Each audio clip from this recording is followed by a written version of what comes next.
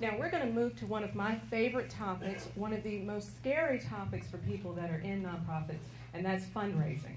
And in particular, writing grants. How many of you have written grants before and been successful in doing so? I wanted all those hands for the first question to stay up for the second one. Okay, let's talk about grant-seeking basics. And this is going to be a very basic overview. In our next session, we'll talk about the logistics of proposal writing, and in particular, how we're going to do proposal writing when you're collaborating with others. And that's an interesting beast, especially now, post-recession.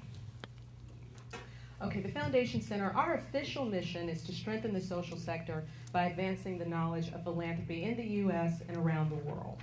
Recently, we did a senior team meeting, and we were like, that's a bit clunky. Let's see if we can come up with a good elevator pitch. Our elevator pitch, we help people get the resources they need to change the world. Isn't that nice? It has a nice lilt to it. So that's what we want to help you do. We want to help you change the world. You've already done a brilliant job of doing that for so many years. And we want to give you all that you need to get to the next level. Okay, to accomplish our goal, we collect, organize, and communicate information on U.S. philanthropy. Now, for somebody like me, I'm a data nerd. You know, it's part of the journey to Georgia Tech. So I love information. For other people, not so much. Impetus for the Foundation Center. Over 50 years ago, during the McCarthy era, you had business titans that were creating foundations. And they were accused of supporting communist interests by creating these foundations. So they got together and they said, we need a third-party, transparent, neutral entity that will collect data on everything that we do and make it transparent and make it available to the public. And that's what the Foundation Center does. If you had to go find this information in, like, say Library of Congress, or just comb through public records, it would take you forever to find a funder that funds exactly what you do. So that's our role in the philanthropic community. We take all of this information and we say, who's funding the arts? Who's funding human services? Who's funding international? Who's doing it in Georgia? Who's doing it in Kenya? Who is funding capital campaigns? Who's funding just general op to keep the doors open? We make sure that you have that information and we compile it all in a big database. Okay, we conduct and facilitate research on trends in the field. So we help not only foundations, but we also help people like you say, where's the money going? You know, who is giving to what now? Who's coming together to make sure that certain problems aren't problems in the future? We provide education and training in the grant-seeking process. This is one of those types of trainings. This is very short and condensed today, but we have over 475 different sites across the globe. So I would encourage you to go online, look for a Foundation Center, and really plug into the free training. As Bev said, there's so many training programs out there that cost an arm and a leg, and part of our fundraising is making sure we can offer you this training for free. And we also ensure public access to information and services through various vehicles. And I have to tell you, when I was interviewing for this job, one of the things that made me feel so wonderful about it was one of our objectives. We help level the playing field. So in other words, for the titans that are out there, the multi-million-dollar nonprofits, and the nonprofits that are in the trenches, we want to make sure you have the same information that they have. Okay, the overview of the grant-seeking process.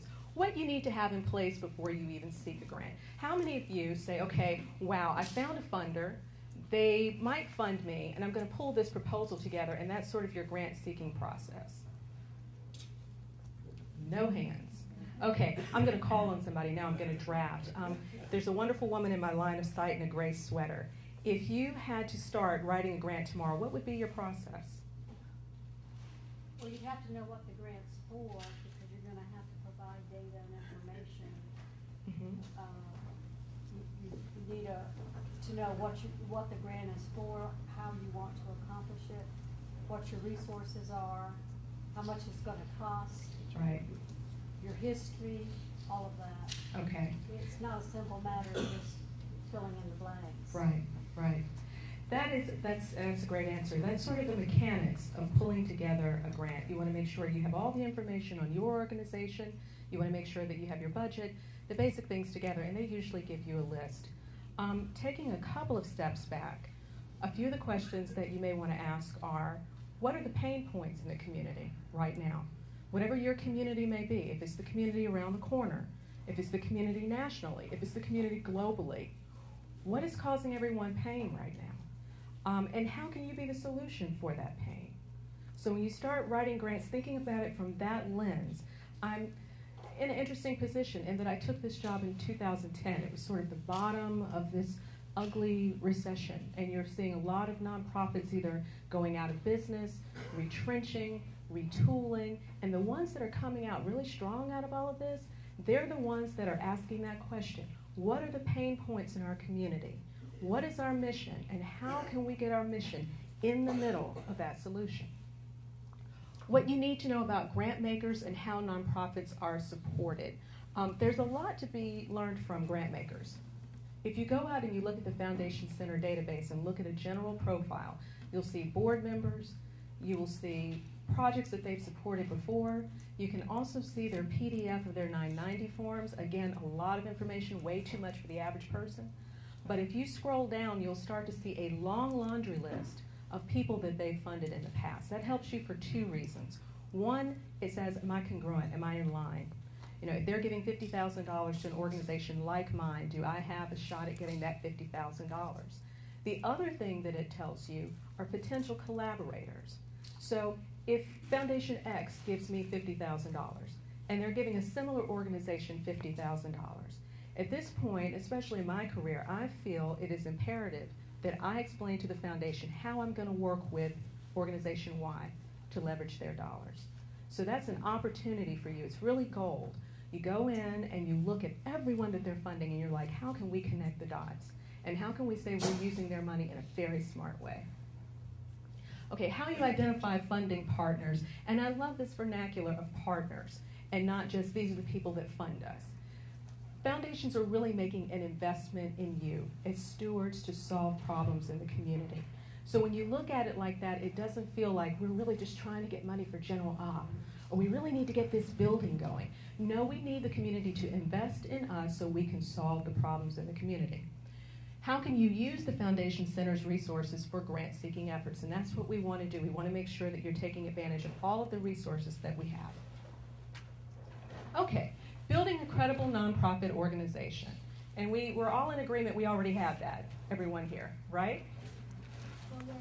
Yes, yes, woo! Let's go Fuller Center. Okay, all right.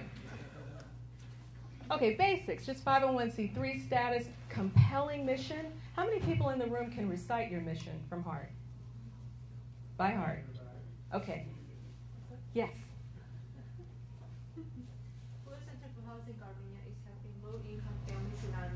Build and renovate their houses by giving them no interest, no profit mortgages, and helping being advocate for homeless people.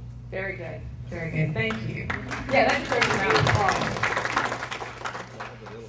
Your mission is key. There's so many places where, you know, I'm hanging out with people casually, and all of a sudden they'll say, "What does the Foundation Center do?" And then I have to be on point. I have to know the mission. The mission, as beautiful as that is, always should be drilled down to some type of elevator pitch. You know the elevator pitch. It's something you can say on a trip on the elevator. It's really short. It's really compelling. It's in quick vernacular. I know I've got a good elevator pitch for someone when my mother gets what they do. That's always like, and it used to be years ago, it was my grandmother. If I say it to my grandmother, well, this is what we do. She's like, oh, that's nice, sweetie.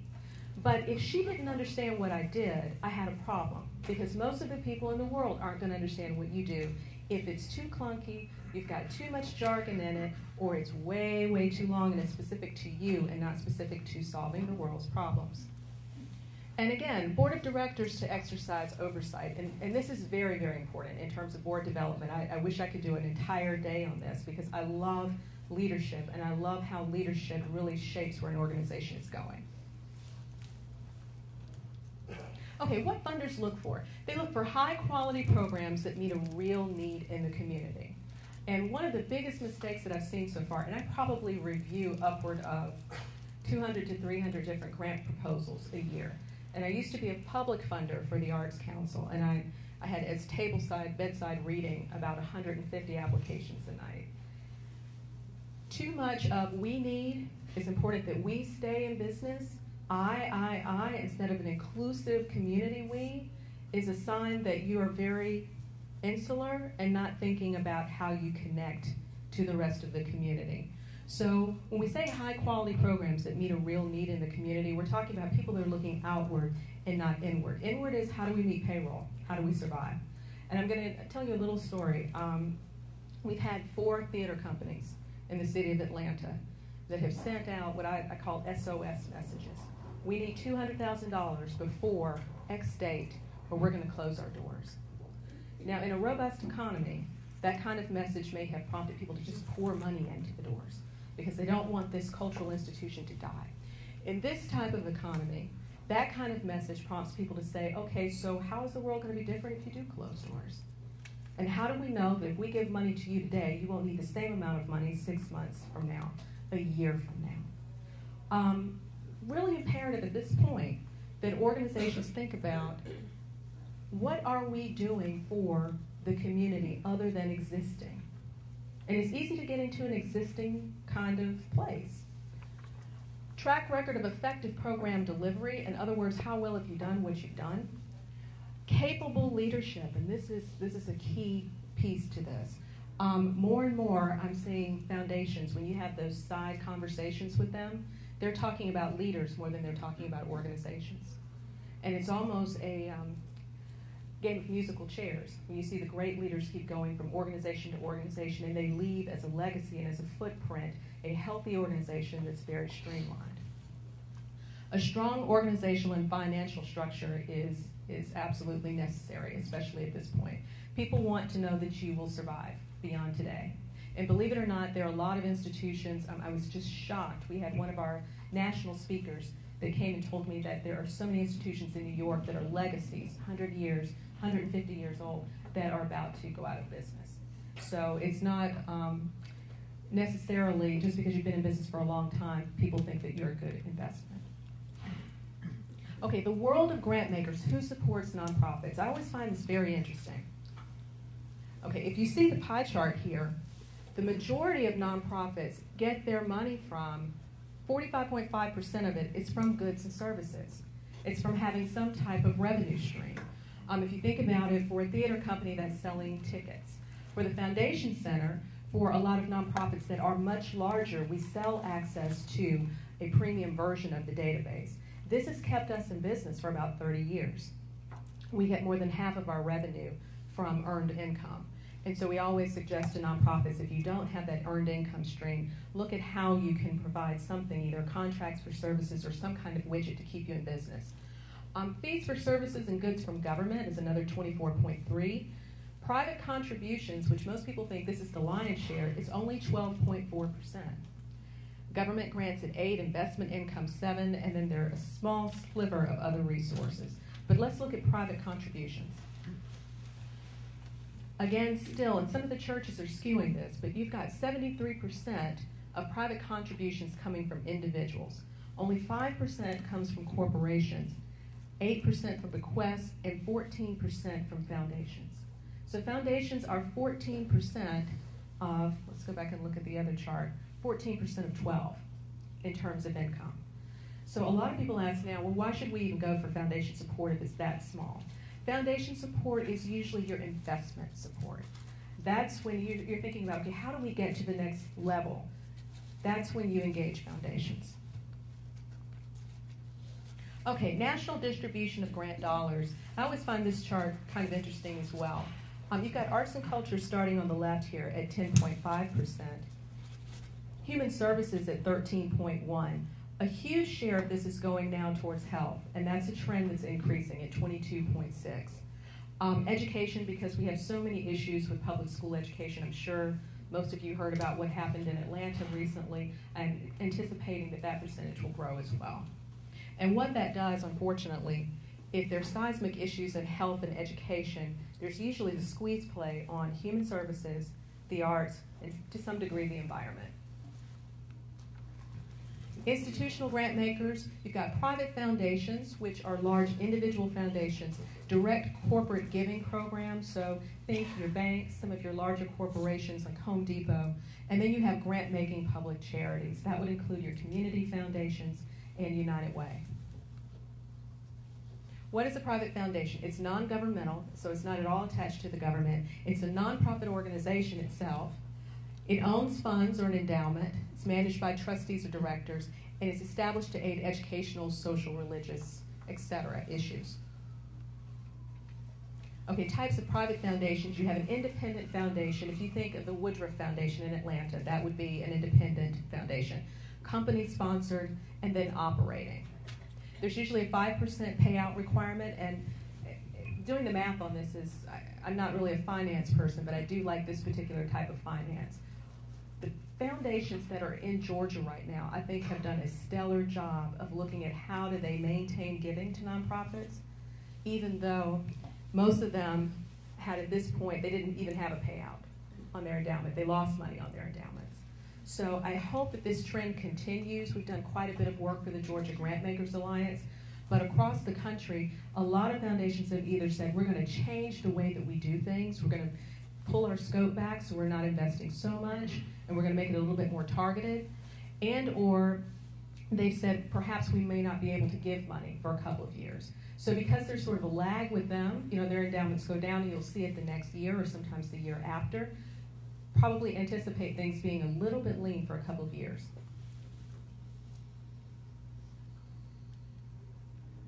Okay. Other types of grant makers, you've got direct corporate giving programs, and this is research through sponsoring companies. Direct corporate giving, again, most of your banks operate this way. Grant-making public charities, and they disclose activities through their 990. Again, this includes community foundations, population or issue-oriented funds, and company-sponsored. Okay, let's get to the fun part, finding funders. Identifying funding needs. Why do I need funding, and what kind do I need? Good news. General operating support is up. Most foundations are seeing that there's no point in us investing in capital or endowment if the organization's not even going to be there. So let's make sure that we're giving them enough support for them to actually last. So, but I think it's still important for you to realize exactly what do we need and from whom. How much do I need? And I'll tell you a little story. This year, we went out for funding from a new funder. And I thought I would be very, very modest because that's been our track record. Let's just ask for $2,500. That's reasonable and that's right. So the funder called me. She happened to be on my advisory board, and she said, Val, did you make a mistake? And I said, mistake? And she said, yeah, didn't you mean 25,000, not 2,500? So I said, oh yes, I do believe that I made a mistake. I need to quickly change that. I lost that zero somewhere. But that underscores sometimes the need to do research. And this is one of the reasons I love the Foundation Center. You can go in and you can see that track record of giving. So for example, if you are a college and a foundation has given $100,000 to a college of similar scale, similar scope, you've got a good chance at $100,000, unless that's an anomaly, like someone on the board perhaps is an alum of that college. But if you see several colleges in a row, and they're in the six-figure category, then that means you've got a shot at six figures. You don't come in at 2,500, just anecdotal story. And when do I need the funds? Unfortunately, Foundation Center is a beautiful place to work, but you come across a lot of nonprofits that are in dire straits, and that's when they come to us. We need money tomorrow. Our doors are going to shut if we don't get X amount of funds. If you are in that position, it's a little bit too late. Because for most foundations, their lead time is maybe 3 months, if you're lucky, 6 months. If you're in this kind of back and forth, it could even be a year. So anticipating when you will need money in the future is very important, because this type of engagement with the foundation, a lot of times there's a quick application.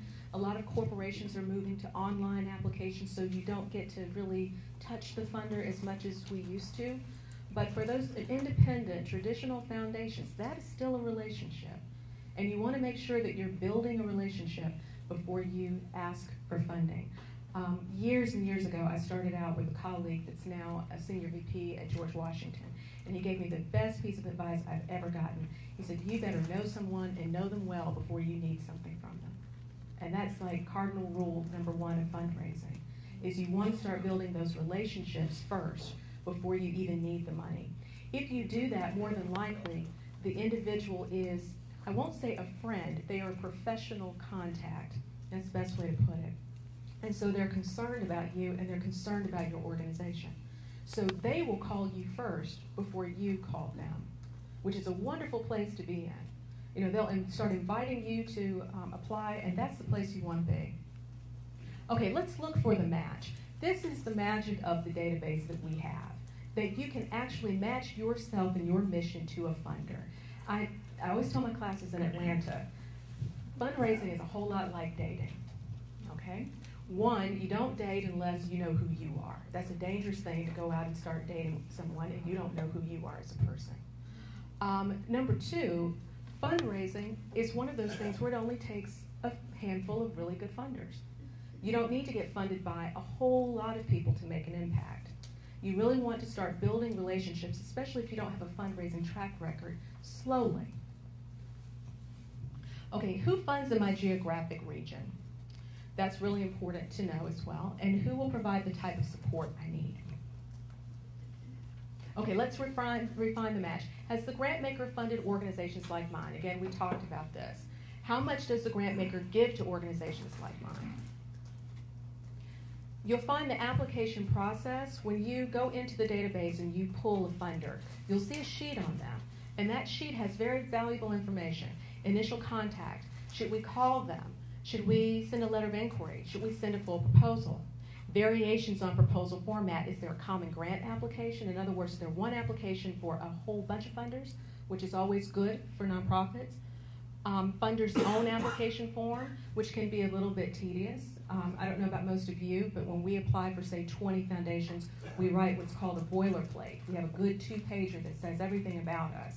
And then every now and then, you'll come across a funder who wants that information, but they want it in their application format. Very good thing for you to know as you step back and start doing development planning. I've seen people get right up to the wire, and then they notice, uh-oh, I can't just send a letter and a proposal. I need to have this hammered into their format, and they miss a deadline as a result. And pay attention to deadlines and also, I would say, details. I know this sounds pretty basic, but for funders, missing a deadline or not adhering to reporting is a pretty serious offense. It could keep you out of getting future funding. Okay, grant-seeking resources. Again, resources and services at the Foundation Center. We've got Grantmaker information, the databases, nonprofit literature, and you'll often hear the Foundation Center referred to as a library. That's because most of us have thousands of books that we've collected, not only over the years of that library being in existence, but also through a publishing house in New York. We've got professional reference staff, and all of us are really willing to jump in and help you at any point. We have training programs, special events.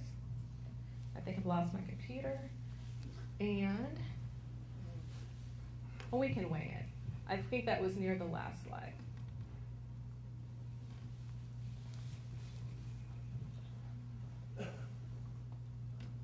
Okay, that's okay.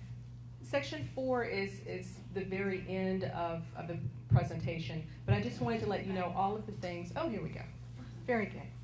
All right. The Associates program is what I call the shortcut. We have folks in DC that have done this type of data gathering and collection for years, and what they do is just go in and forensically find everything for you, and they give it to you in a nice, neat report. There's a slight cost for that, but for a lot of organizations, it's worth it. What's slight? What's slight? I know. About $900 a year. Yeah. Okay, foundationcenter.org. You'll find Foundation Directory online, a catalog of nonprofit literature, Foundation Finder, which helps you locate foundations, Philanthropy News Digest, which just keeps you in the know of what's happening in the philanthropic world. Requests for proposals, and I'm so surprised more people don't just jump on this. There is a running feed of people that are looking for proposals for submission. So I bookmark this, and it goes directly to my email, because I want to know who's asking for a proposal. These are usually major foundations. And frequently asked questions, which we have a ton of these. Okay, where and how to access the center's resources. You can go to, I saw earlier today from Armenia, has been to the New York office several times. There is an office in downtown Atlanta. If you find yourself in Cleveland, Ohio, we have a large office there. San Francisco, DC. We have a very robust website, and then we have, like I said before, over 475 different satellite offices around the globe, and those are on our website as well, and you can plug into the resources. Okay, key points from this particular session: build a credible organization, which you already have. Look for the match when identifying funding partners. Foundation fundraising is just one very small part of an overall development plan. And Foundation Center has so many resources that you can benefit from, so we hope to see you very soon. And this is a very long URL, but it boils down to foundationcenter.org. Okay, I'm going to pause here, and I have to say, this was a very, very general overview on grant making and the Foundation Center, but I would love to take specific questions if you have them. Yes, ma'am. I'm in the middle of writing a plan, and it talks about overhead and administrative expenses. I wonder if direct cost, which could be construction manager's wage for our program, is it considered as admin cost, overhead, or is just direct cost? That's direct cost. Anyone that is actually touching the program, like a project manager, that's your direct cost. Your president, a percentage of their time, development officers, percentage of their time, facilities percentage, all of that is overhead. You want to keep that around 20% roughly. Anything that goes over 20%, it starts raising eyebrows. Thank you. Okay. Yes, sir. The U.S. billionaires are talking big about giving big. Is that happening, or how, and is that, will that have any effect on the future? I think that it's happening. I think it'll have a great effect on the future, but the distant future, not the immediate future. It looks like there's going to still be a gap. We had the president of the National Council of Nonprofits come to speak last April, and he gave what some people thought was a rather dismal forecast for nonprofits, but we may lift out of this around 2017. For all of the energy that's going on right now, I feel like it probably will be concentrated in certain areas. Again, you'll see people trying to attack global issues, health issues, education, that may or may not shake out to giving to individual nonprofits. Yes, sir.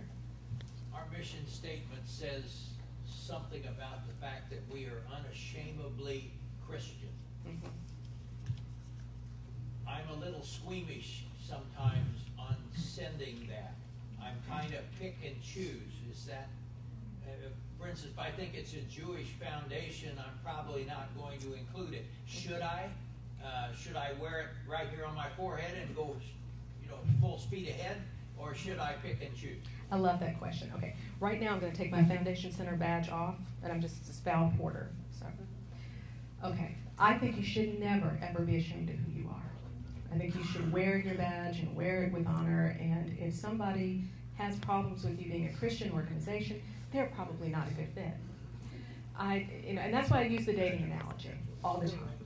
If you're with someone and you have to change yourself to be with that person, you don't need to be with that person. Thank you. So, all